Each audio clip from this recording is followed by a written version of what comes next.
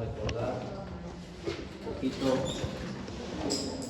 lo que sucede con la regulación de la glucosa, ¿no? Entonces, esto se ha visto en bioquímica, seguramente en fisiología. Cuando se ingiere alimento, los niveles de glucosa en sangre aumentan después de comer.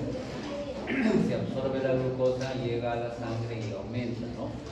Y ese aumento de glucosa llega hasta las células beta y hace que se libere ahí insulina, ¿no? El mecanismo lo vamos a ver en un ratito.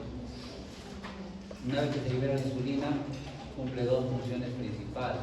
Una es hacer que la glucosa entre a todas las células del cuerpo, sobre todo músculo y tejido adiposo. Para que la glucosa pueda entrar a las células, la insulina hace que aparezca en la membrana de estas células el receptor o el transportador GLUT4. Ese GLUT4 es como un canal por donde entra la glucosa a la célula. Y como está entrando la glucosa en las células, comienza a disminuir pues en la sangre, lo que había en la sangre comienza a disminuir. Y lo otro que también es importante es la formación del glucógeno, ¿no? A nivel del hígado, la glucosa se convierte en glucógeno y se almacena ahí en el hígado. Entonces, esos son los dos mecanismos que reducen la glucosa en la sangre después que comemos. Una vez que han pasado varias horas sin almorzar o sin comer o sin ingerir alimentos, entonces los niveles de glucosa comienzan a bajar. Y al bajar la glucosa, entonces ¿quién se libera del páncreas? El glucagón, ¿no? Y el glucagón, como la glucosa está baja, el glucagón va a hacer que la glucosa aumente. ¿Cómo lo hace? Convirtiendo el glucógeno en glucosa, ¿no? El glucógeno que se había formado acá, aquí lo degrada y lo convierte en glucosa, ¿no? Y lo regresa otra vez a la sangre. Entonces, normalmente nuestros niveles de glucosa en sangre no varían mucho, entre 70 y 100 en la actualidad, ¿no? Todavía es una cifra antigua, entre 70 y 100, ¿no? No bajan mucho, porque si bajan mucho, el glucagón lo aumenta, y no suben mucho, porque si suben mucho, la insulina lo baja. ¿Sí? Entonces, ambos están regulando la glucosa. Por eso nosotros ya sabemos. Acá están los fármacos que actúan como antidiabéticos, ¿no? Que regulan la glucosa, que hacen que la glucosa se mantenga dentro de niveles normales en el diabético, ¿no? El diabético tiene hiperglicemia, tiene niveles altos de glucosa. Entonces, nosotros vamos a enfatizar tres de estos fármacos. Los otros se pueden recordar como cultura general, digamos, pero no lo vamos a revisar detalladamente. Entonces, tres fármacos. El primero es la insulina.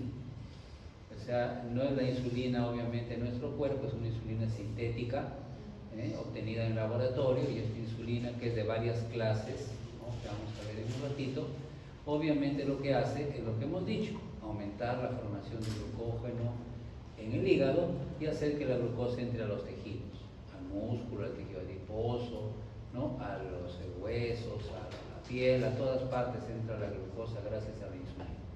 Entonces la insulina disminuye la glucosa en sangre, convirtiendo a la glucosa en glucógeno o haciendo que entre a las células para utilizarse. El otro fármaco importante, la insulina es clase B en la gestación. Entonces es el medicamento de elección cuando una embarazada tiene diabetes. Hay diabetes del embarazo, ustedes revisaron la semana antepasada. Como sea, la diabetes del embarazo se trata con insulina, el medicamento más seguro en el embarazo, ¿no? Otro fármaco que se puede usar en el embarazo, que para la mayoría es clase B, pero algunos dicen pues que no es tan seguro. En todo caso, debe preferirse la insulina, pero si no puede usar insulina, se podría usar metformina, sí se podría en una embarazada, no está prohibido, no es clase C, por ejemplo. Bueno, entonces la metformina lo que hace es ayudar a la insulina para que haga sus efectos. Por ejemplo, ayudar a que se forme glucógeno y no haya gluconeogénesis. ¿Qué es gluconeogénesis? Gluconeogénesis. Formación de glucosa a partir de aminoácidos o de glicerol o de otras sustancias que no son carbohidratos. Eso les dijeron en bioquímica. Bueno, entonces la metformina inhibe la gluconeogénesis, ¿no? Hace que la glucosa no se forme a partir de otras sustancias, disminuye también un poco la formación de glucógeno y además ayuda a la insulina, apoya la insulina para que en los tejidos se utilice la glucosa, ¿no? Se haga uso de la glucosa. Entonces la metformina es un ayudante de la insulina. Como solamente ayuda a la insulina, normalmente no produce hipoglicemia, es decir, no baja demasiado la glucosa en sangre. Si una persona se inyecta insulina, si ahorita nos inyectamos insulina y no comemos, nos da hipoglicemia porque baja demasiado la glucosa en sangre. Entonces esta semana vamos a la práctica, la última ya práctica con animalito, aunque sea un conejo, y ahí le vamos a poner insulina al conejo, pequeña cantidad, pero vamos a ver el efecto un poco de la insulina comparado con otros, ¿no? Entonces la metformina ayuda a la insulina, pero no aumenta la insulina, solamente le ayuda, es un ayudante de la insulina, entonces normalmente no produce hipoglicemia. Y el otro medicamento que hay que ver, porque se usa mucho, es uno de los más antiguos y todavía se usa bastante, es la glibenclamida, que es una sulfonilurea.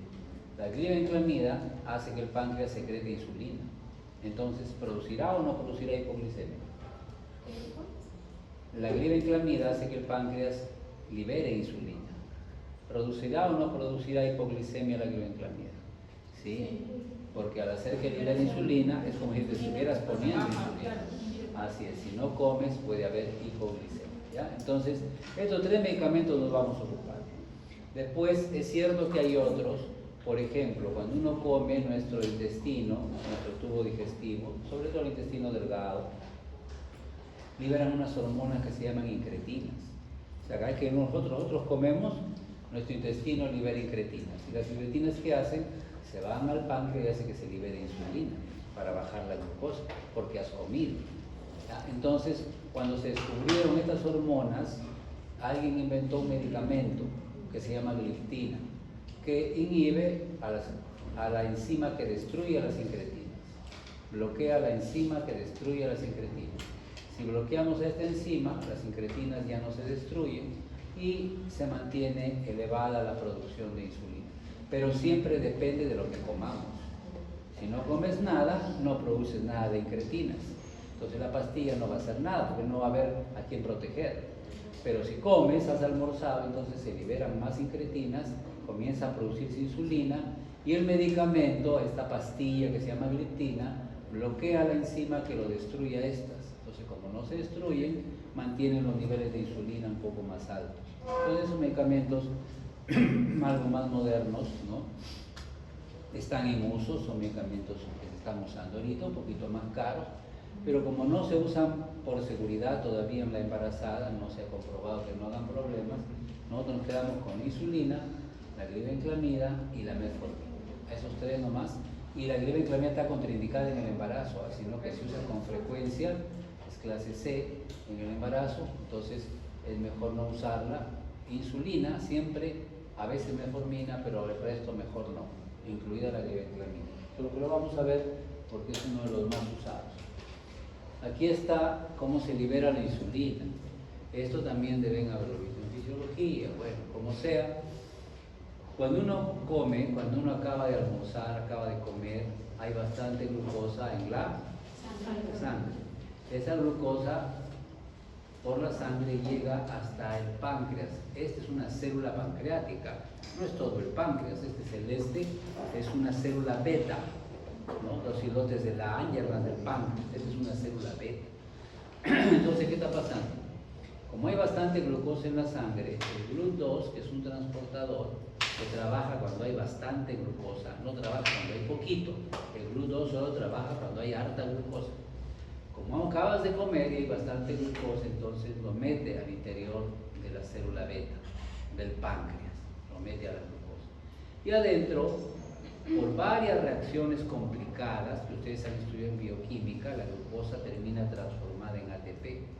Pero para que la glucosa llegue a ATP, tiene que haber glucólisis, tiene que haber ciclo de Krebs, tiene que haber fosforilación oxidativa. Entonces, esa vaina que han estudiado en bioquímica, ¿no? Pero ya acá suponemos que ya ustedes lo saben todo eso, ¿no es cierto? Una suposición nada más. Pasa, pues, mujer, pasa. ¿Qué vas a hacer? Que te despeine. Pasa. Ya pasé lista sin Chávez, ya muy tarde, ya no te pases ya. media hora después. Bueno, entonces esta glucosa termina transformada en ATP. Y el ATP, formado a partir de la glucosa, cierra un canal de potasio. Como le cierran la puerta el potasio, y el potasio siempre quiere salir, pero se cierra, acá dice, miren, el canal de potasio dependiente de ATP. Ahí está su nombre, está en inglés, pero se entiende, ¿no? Canal de potasio dependiente de ATP.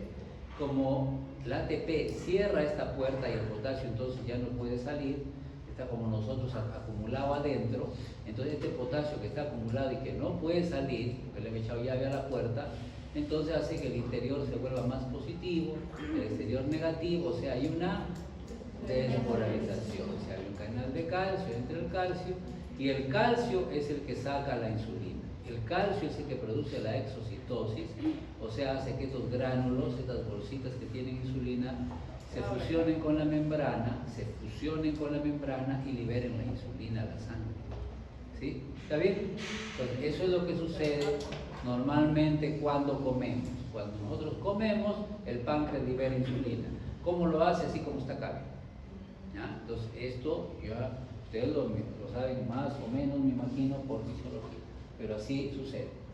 Entonces, esta es la insulina. A ver, para no intimidarnos, para no asustarnos, nosotros vamos a ver, solamente vamos a comentar el sitio de acción y las respuestas. Esto que dice PDK, P80, eso es, olvídense, yo no le voy a preguntar nada de esto de acá, que caspasas, que tendrá caspa, que use champú, bueno, entonces no es nada de esto, nada de esto de acá. Ya de frente vamos a ir al efecto final. Entonces, cuando la insulina se une a su receptor, hay dos unidades alfa y dos beta acá.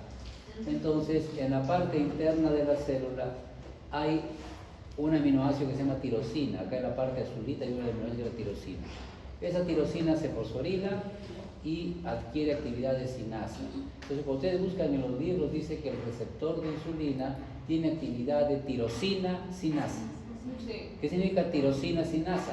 Que el aminoácido tirosina que está acá se fosforiló.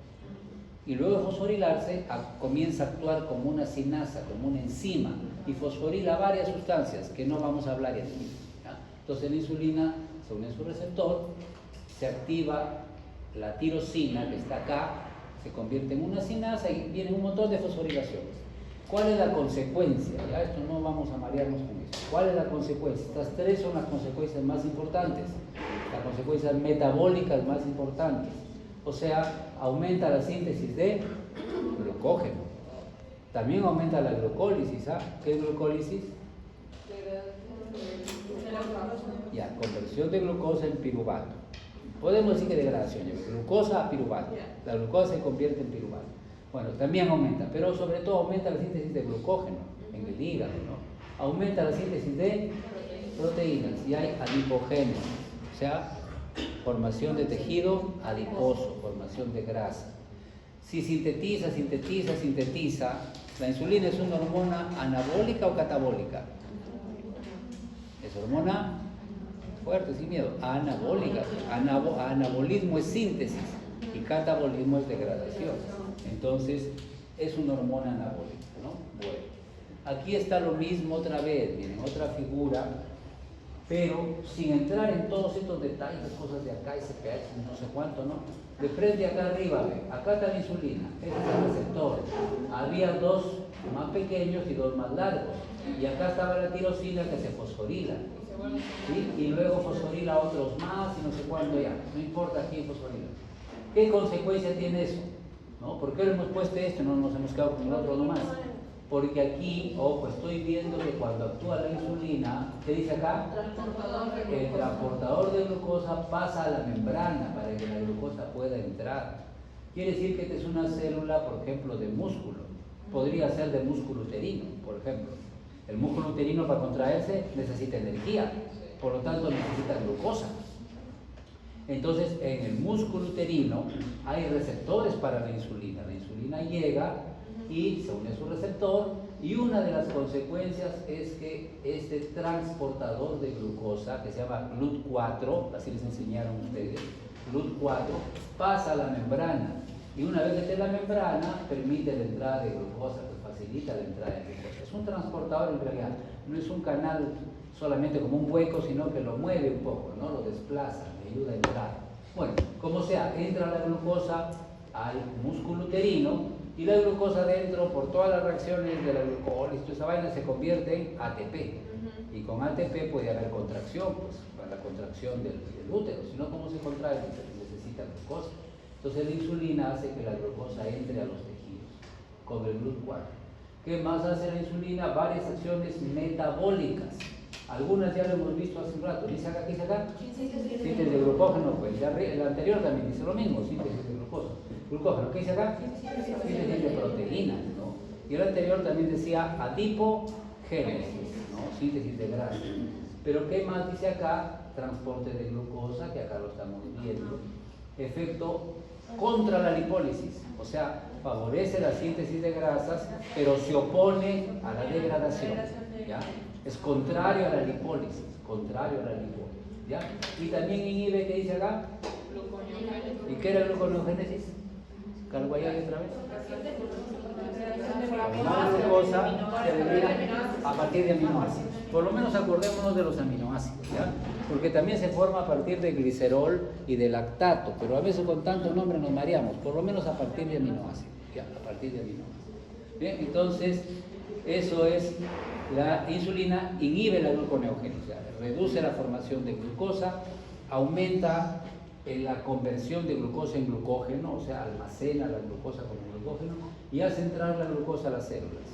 Entonces, definitivamente es hipoglicemiante, o sea, baja la glucosa en sangre, haciendo lo que entre a los tejidos por este transportador, haciendo que se convierta en glucógeno en el hígado, ¿no? Y por si acaso también evitando que el hígado vaya a formar glucosa de los aminoácidos. ¿Okay?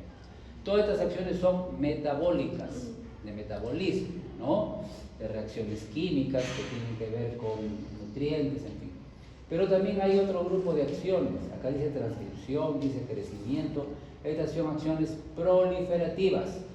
La insulina estimula la mitosis, estimula la replicación celular. También es otra acción de la insulina. No todo es metabolismo, también tiene esa función.